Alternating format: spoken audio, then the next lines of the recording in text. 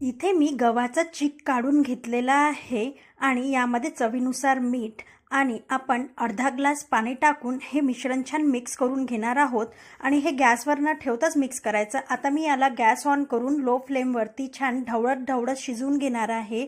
ढवळताना हे छान घट्टसर सारण होतं आणि हे घट्टसर सारण झाल्यानंतर यामध्ये थोडं 1 वाटी पाणी टाकून याला छान मिक्स करून घ्यायचं आणि हे घट्टसर मिश्रण थोड्या वेळाने शिजल्यानंतर पातळ होतं आणि त्याची कन्सिस्टन्सी बघू शकता अशी प्रकारे होते। हे 15 मिनिट आपण बाहेर काढून जरी ठेवलं तरी याच्या कुरड्या छानपैकी होतात। तर अशा प्रकारे करून बघा, कुरड्या अगदी छान होत्या, कडेला पूर्ण कडे सुटतात अशा प्रकारे।